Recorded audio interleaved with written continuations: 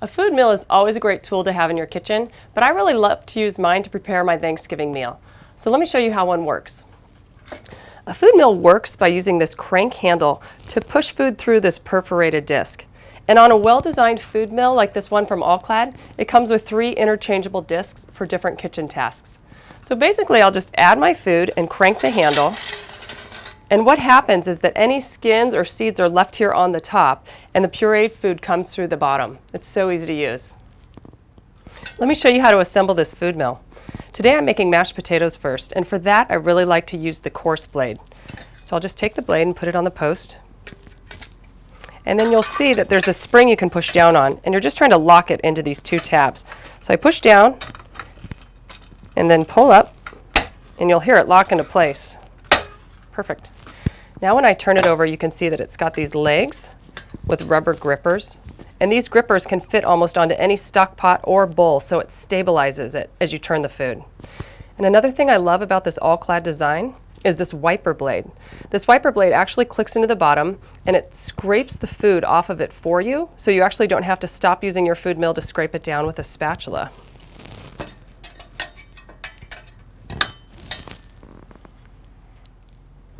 So I've steadied my food mill on the same pot that I used to cook the potatoes, and now let's just put some in.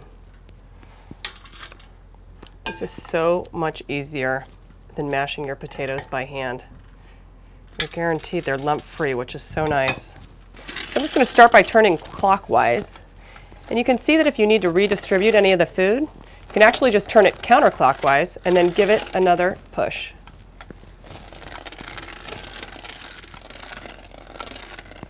Let me show you these potatoes.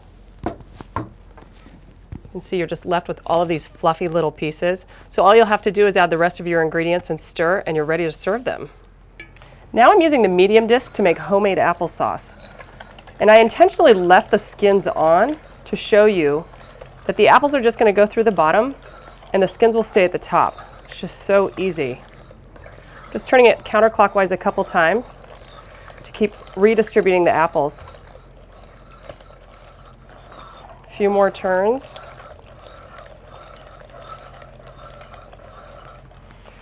Let's take a look at our applesauce.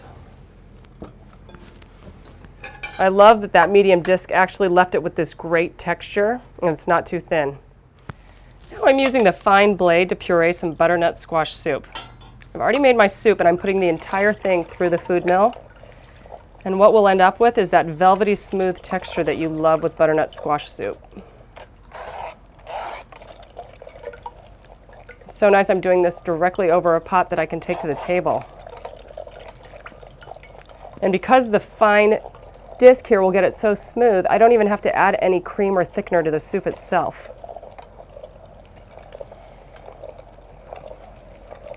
Let's take a look.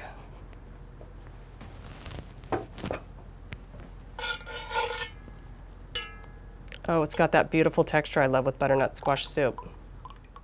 So I'm using my fine blade one more time to show you a great trick for Thanksgiving. I roasted some root vegetables underneath my turkey. I'm going to put them through the food mill and actually use them as a thickener for my gravy. What's so cool about this is that you wouldn't even have to make a roux then to thicken your gravy. You could just add this to the stock because all of those great pan drippings are in here with the vegetables. It smells amazing, and it's really going to give you this sweet flavor in your gravy too. This food mill is such a workhorse for my Thanksgiving meal. I was actually able to make my applesauce, gravy, mashed potatoes, and butternut squash soup with it. And the best part is when you're done using it, all of its pieces are dishwasher safe.